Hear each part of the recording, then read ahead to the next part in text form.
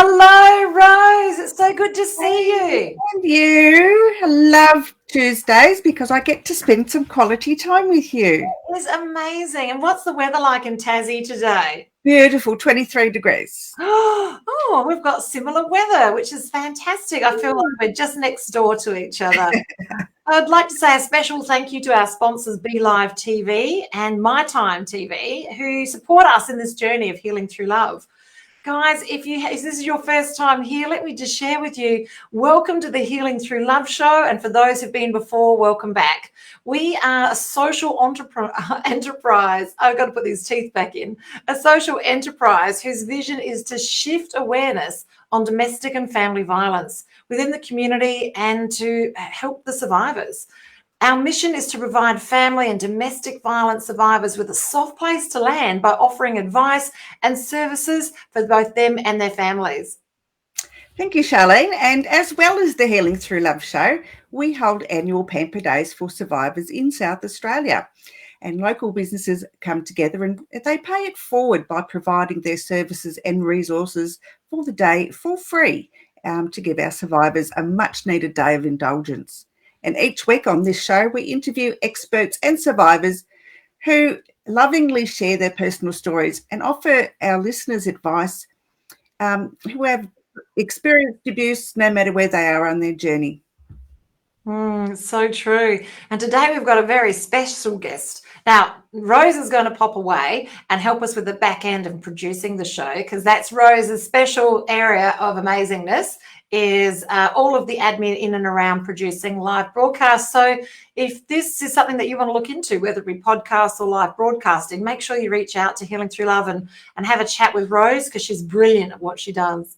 Now, we've got a very special guest today. We've got Joni Seeto. Joni is a therapist who specialises in helping women overcome binge eating and feeling confident in their own skill. She has some very unique skill sets that she uses and several modalities, which she's going to share with us today to help them move through this process. Now, having spent more than 20 years stuck in a cycle of dieting and binge eating herself, Joni knows exactly how exhausting it feels to worry about food and weight all day, every day.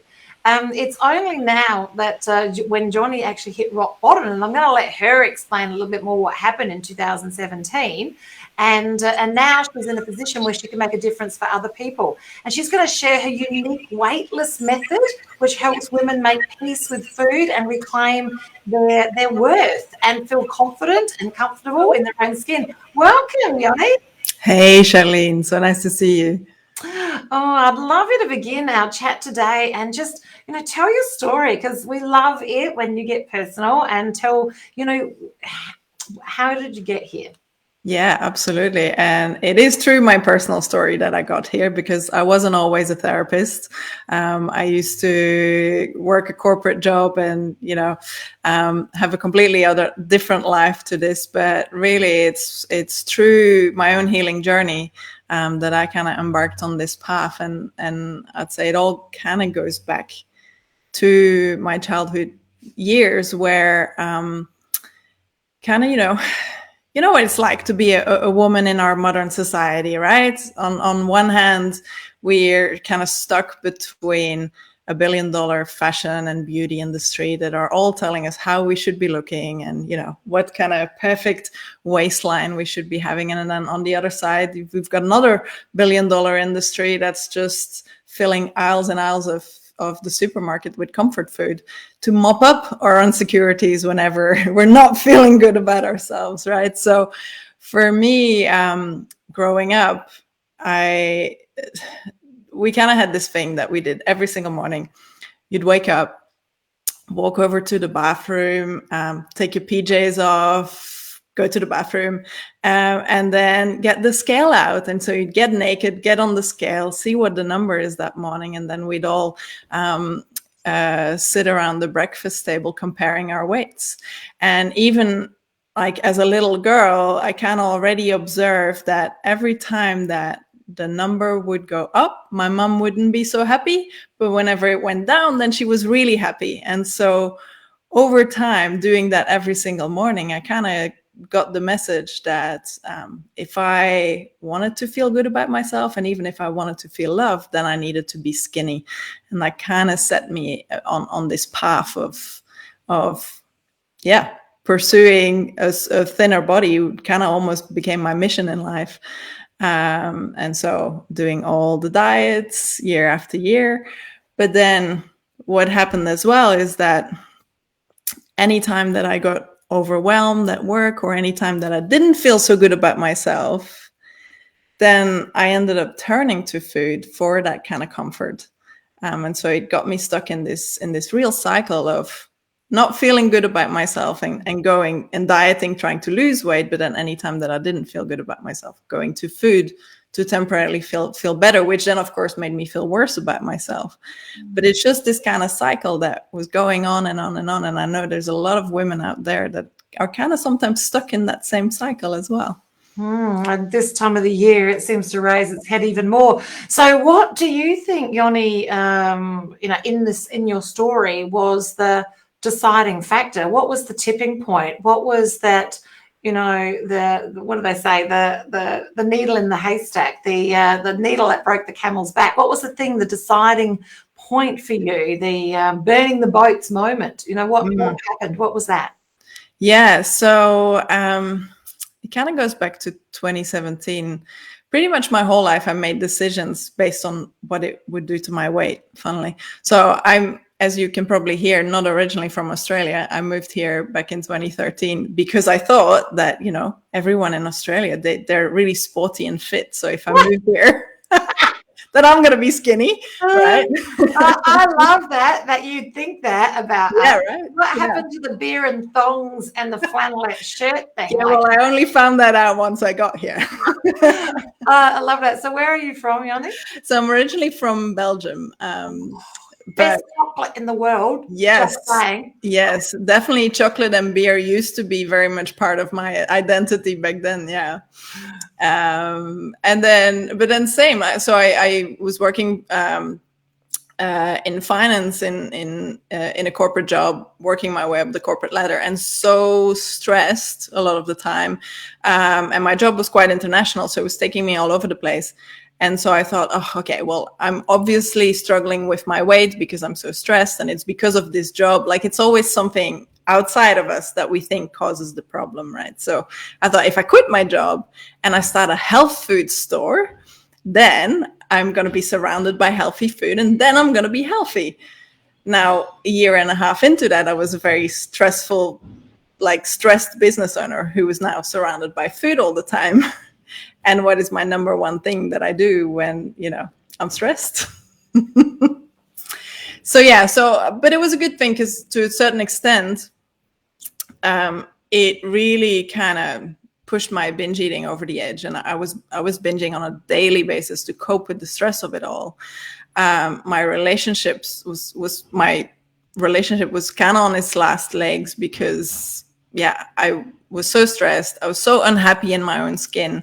And you know how it's really tough to love someone else when they're not loving themselves. And at the same time, I was getting to a point in my business where it just wasn't sustainable as well. And so everything kind of came collapsing down at the same time.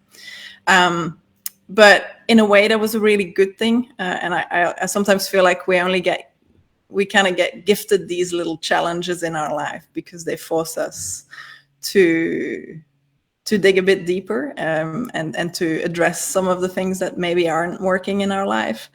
And this was actually the first time in my life where suddenly I had nothing to do and I didn't have a backup plan. And so it forced me to take a really long, hard look at my life and go, okay, what am I going to do next? And that kind of is how I accidentally tumbled into the personal development world and starting to do some of this emotional healing. And I started to realize that actually, because before that, I had always been so self-critical of myself. Anytime that I was eating something that I shouldn't, I was always really self-critical of myself. And then I actually started to realize that wasn't necessarily a bad thing. It was actually helping me cope with this stress that I otherwise had no way of coping with. And so I just started to slowly but surely realize how a lot of these messages that we constantly receive in the world, how that had been conditioning me and programming me, and started to realize that actually emotional eating isn't really a bad thing. It's just, it had been helping me all these years when I didn't know what else to do with not being happy in my life, or kind of the stress that I was encountering. Yeah. So bringing that higher frequency of gratitude to the thing that you were condemning before, Absolutely. has helped to break the cycle, and lift that level of awareness to how you got there and what was holding you in that pattern. Yeah, absolutely. And I always find that understanding why we do something can just be really empowering, because it helps us break the cycle, and most importantly, can help us remove some of that judgment. Because I feel it's really when we're kind of criticizing ourselves and have all this judgment, that's what keeps us stuck in the cycle. Because whenever we're saying, oh, I should be doing more of this, or I should be better, or it just creates more shame and guilt, which would send me right back to the kitchen cupboard, essentially. Yep, I hear you. So you offer, Joni, several different modalities in your healing technique. So could you maybe talk about a few of the modalities that you use in your Weightless program? Yeah, absolutely. So my Weightless program is mostly psychology based, and it's all about going to the root of why we might be feeling a little bit insecure about ourselves, and also why and when we learn to turn to food for comfort. The main modality that I use is rapid transformational therapy, which is a form of hypnosis where you know it. Yeah. So created by Marissa Peer, which kind of helps you go back to those childhood moments where we probably initially felt rejected by someone who said something kind of nasty about our weight, and just go and give that little girl a hug, which is very healing in and of itself. Yeah. I love it. That's fantastic. So great healing modalities that help people have that space between the thought and action, so that they can actually see what's really happening, and empowers them to empower themselves, really, and make choices, and really is a very loving environment to be in. So they're great modalities to work together with to resolve this particular challenge, which is like pulling back the covers to find out how we got where we are, and what we can do to move forward if we choose to. At least having that level of awareness makes all the difference.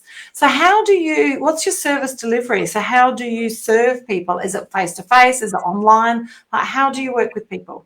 So it's actually all online, and so many of my clients are all over the world. So not just in Australia. Everything is online, and really, it's a mixture between learning themselves. I really love to empower women to start to learn so much of this on their own, because ultimately, at the end of the day, I'm not going to be there all the time, and it's really about you being able to understand why you do something that is so empowering to then be able to do something different and think something different about yourself. Like, for example, honestly, my mind told me at least 12 times this week that I should absolutely cancel this interview because, How's that work for you, Joni? Yeah, no, for sure. Because our mind loves to, try and keep us safe from potential rejection that we're going to face. But we love you. We love you. We would not reject you. We love you. Of course. It's so true, is that all of these mechanisms are in place to protect us. And as you say, when we can bring this level of light to it, we can, make it weightless, literally, Yeah. Absolutely. So I love that. And so these are two great modalities. So now, do you work one-on-one with people, Joni, or is it in a group environment? How does that work? So I do both, actually. So I do both one-on-one private therapy or group therapy as well, where we do workshops and really have that kind of group accountability, which is amazing because being in a group of people who understand is so healing in and of itself, especially when it comes to food and weight. Because sometimes, the people in our lives, they just don't understand what it's like to struggle with some of the things we struggle with. And especially when it comes to food, you might open up to them and then they're like, well, just don't eat it then. Like they just don't get it. Hence being in a group of women who are on the same healing journey and understand what it's like to struggle with food, I feel like that allows you to then open up about it. Because honestly, for most of my life, I didn't even know that I struggled with binge eating. I just kind of thought that I sucked at sticking to a diet. But at the end of the day, like when I started to realize that and then actually started to open up about it, that's when so many other women kind of came out of and popped into my kind of messenger and kind of going, hey, oh, I do that too. I do that as well. And just being seen and being able to bring that into the light, like you said, is just so healing. I remember having a conversation with somebody who was close to me at the time when I was myself 25 kilos heavier than I am now.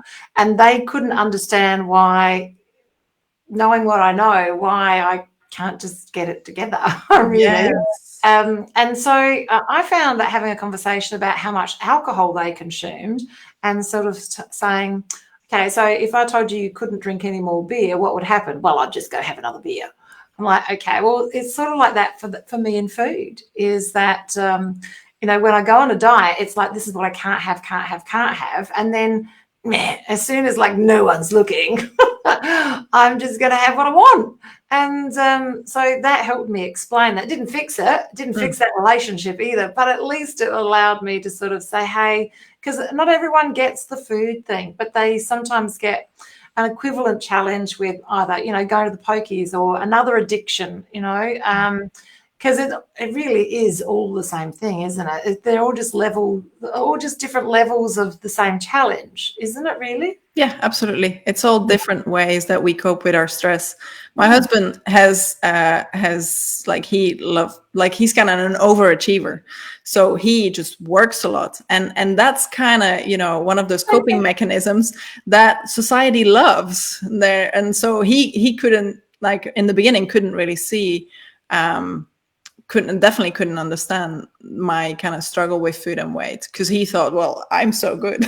Whereas now he's starting to realize that maybe burning out every couple of months because of you're working so hard isn't necessarily serving him so well. It's all still addictions. It really is. So yeah, it comes in all different ways and forms, and it really all goes back to so much of these experiences we had in our childhood, where we experienced some kind of rejection or some kind of difficult moment. And then we came up with these coping mechanisms to essentially try and not get rejected again. Can you imagine what it would be like if we were in schools now, as children start off in schools at, 5, 6 and 7, and just helping them with the tools to say, okay, first 7 years, you've developed some patterns of behavior. Okay, let's just craft the next 30 years. What would you like them to look like? And give them the tools and techniques that they need so that they can self-correct. Yeah. They can take on what they want to and let go of what they don't need to. I think, we need to start in schools. Yeah, absolutely. And I think I actually had a client that I worked with last year, and because she went through her own healing journey, and she's actually a teacher, what she's done is, because she now understood how these childhood experiences affected her, she then took that into the classroom. And one of the things that she did is they had this kind of I guess, like a leaderboard, or, which ones are the top ones and the bottom ones. And she just took that out of the room, and she said, we're not going to shame people like this anymore. We're not going to rank our kids like this anymore. And that's now something that she's leading as a result of her own healing journey. So I just love that when we heal, we make the world better. That's what my mission is, absolutely, is for us to individually go through our own process and to raise our own frequency. And then in doing that, we raise the frequency of the people around us. So together, collectively, we can raise the frequency of the planet. So we're on mission. We're doing it. We're doing it. I love it. So can you talk about this time of the year? Because I know myself, the challenges that I have this time of the year with so many events. And sometimes, eating at home is one thing, or going to someone's place and eating is another. But when you're out in the community and you're at restaurants or going to weddings and functions, you don't always have control over the type of food that you serve, but we do have some control over the quantity that we eat. So I don't know, could you just share maybe some tools and techniques that I can use this time of the year? Yeah, absolutely. This time of the year is so stressful for many people, because it's not only, being seen, especially after 18 months of pandemic, where you're maybe seeing people for the first time in 18 months. Maybe your body has changed. There's probably a lot of kind of thoughts going around your head about that. And then also going to these events and then worrying, am I going to eat too much? Am I going to feel guilty the next day? All of those things.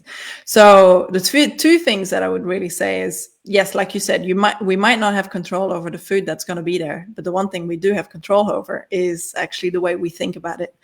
And I know that back in the day, I would almost always set myself up for failure going into these events, because I would think, okay, well, I'm going to skip breakfast in the morning because I'm going to eat later.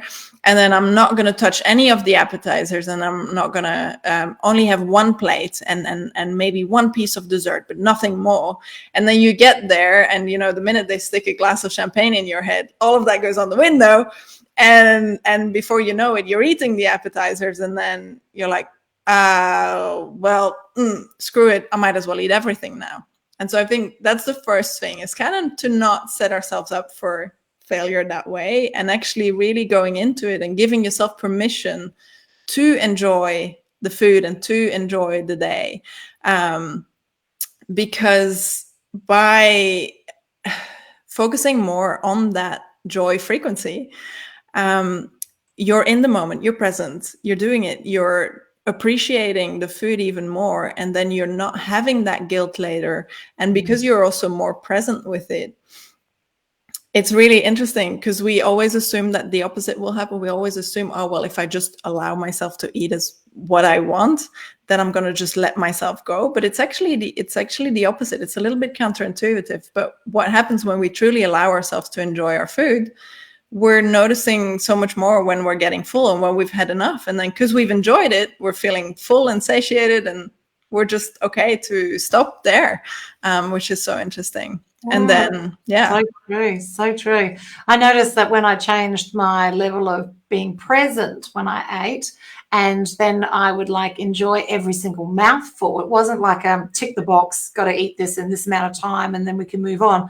It was every mouthful was an experience. And then I noticed that I ate slower. And then I noticed that, I was 20 minutes in and I was feeling full, whereas before I would finish it in under 10 minutes and I'd still be hungry, so I'd eat more. So all of that, bringing that state of presence and joy and gratitude to each mouthful.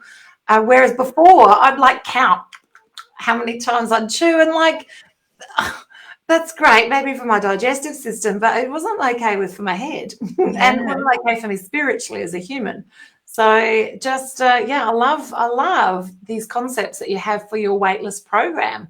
And can you expand a little bit more on the Weightless program? So how long does the course go for? How many modules, or is it just they come in and go out? Can you explain a little bit more about that? For sure. So I typically only work with women on a 12-month basis. I mean, we can speed it up a little bit, but because we go deep, essentially.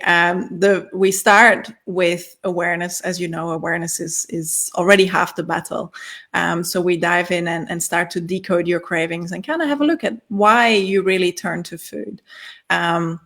And the second thing is we look at the mindset piece, because so much of how we think about ourselves is actually controls how we feel about ourselves. So when we dive into the mindset, look at how we're thinking about ourselves and start to shift that narrative so that we just kind of start to talk to ourselves a bit more like a friend rather than our worst enemy. And after that, we really dive deep into the emotions and into some of those childhood experiences that led us to start, thinking about ourselves in a certain way and start shifting those feelings and healing through love, as you would say here on the show. And then, because so much of the way we feel about our body has nothing to do with what our body actually looks like. It's really just a mirror, a reflection of the way we feel about ourselves. And so when we heal that and we find our way back to our own heart, that's when we can start also to shift the narrative around food and our bodies and start truly living our life. So that's the 6-step weightless method. Oh, I love it. And this whole process takes 12 months to go through from end to end, and it's done either 1-to-1 or 1-to-many. And there's a price point difference between the 1-to-1 and the 1-to-many? There is, absolutely. So prices range between 2,000 and 5,000. Excellent. And I understand that you've got a special offer for our listeners today, so they can get a taste. Oh, that's a great word to use, isn't it? A taste, a sample, an example, some assistance for free. Is that correct? Yeah, that's right. Because I know this time of year, like we talked about today, can be a little bit difficult. So I'm offering a little bit of extra support in a free Facebook group, which no doubt you'll share the link to. So you can really, so people can really kind of have a completely different holiday experience this year and enjoy the festive season without worrying about food or weight. Oh, I love it. So we'll make sure that link is in the comments underneath today's live, and also in, and this will be obviously copied to YouTube as well and copied throughout the different pages that we share it to. So that's very excited. Joni, thank you so much for taking us through this entire adventure of how you got where you are and the learnings that you've had from that, and now with your expertise helping other women so that they can move through this journey of weightlessness, which is beautiful, and your great tips for this time of the year. So thank you for that. And thank you for your generous offering of people being able to jump into the Facebook group to basically, it's a smorgasbord, all you can eat of information to be able to move forward to your level of weightlessness. Thank you, Joni, for your time. It's been a pleasure. Thank you so much, Charlene. Such beautiful. Thank you so much, Joni. And I'd like to welcome back to the virtual stage our beautiful Rose. Hey, Rose. Hey. Love it. Did you take notes? I took lots of notes from Joni. So, because this time of the year is all shades of interesting, isn't it? Oh, absolutely, yes. What we eat and what we don't eat and how often we eat it and how much we eat. So that's good. So Joni's session came at a really good time. We're looking forward to sharing this, and Rose does post this to YouTube as well as to many of our Facebook pages. Rose, we've got some activity happening here at Healing Through Love. Can you start the journey by just sharing us what's happening in Tasmania moving forward? Yes, we're going to be having a men's retreat next year. It's the first of its kind that Healing Through Love has done. We normally do Pamper Days in Adelaide.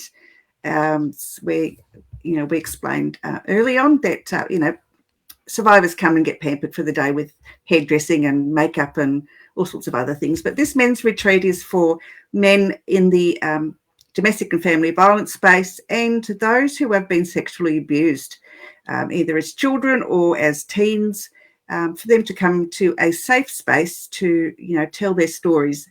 I won't be there personally. I will have male counsellors and advisors and facilitators there to make you so that you're comfortable. And I'm trying to find some accommodation where the guys can have separate rooms, because some men may feel uncomfortable in sharing a space, a physical space with others. So for whatever reason that might be. So yeah, I'm still on the outlook for a venue that will allow us to camp there for over the weekend. Oh, it sounds fantastic. And over to Adelaide, we've got our Healing Through Love. We're still looking for a location. So if you know anyone that can help us, we need about 5 or 6 rooms. And yeah, if you've got a location in mind, or you know someone that can help us, we are still looking actively on a weekly basis for a location to have our Healing Through Love Pamper Day, where survivors come and they're pampered from head to toe with skincare, makeup, hair care, chakra aligning, all sorts of energy work. We've got a gift shop in there so they can take lots of goodies home with them: clothes, makeup, skincare, and handbags and jewellery. And then we're also putting together our goodie packages, our pamper packages for Christmas. So if you've got products yourselves that are brand new that you're looking to pass on, you just need to let us know through Healing Through Love. We'll come and collect them, so you don't need to worry about that. And we're putting together pamper packages that are going to Zara, to the ladies that are right in the throes this time of the year of actually escaping, is the best way to explain it. And some of them have left with nothing. We're supplying the toiletries for them so that they can move forward. Thank you again, Rose, for everything that you do. It's a privilege and a pleasure to work with you. And we look forward to seeing you next Tuesday for another session of Healing for Love. Bye for now. You've got this. I never know when it finishes.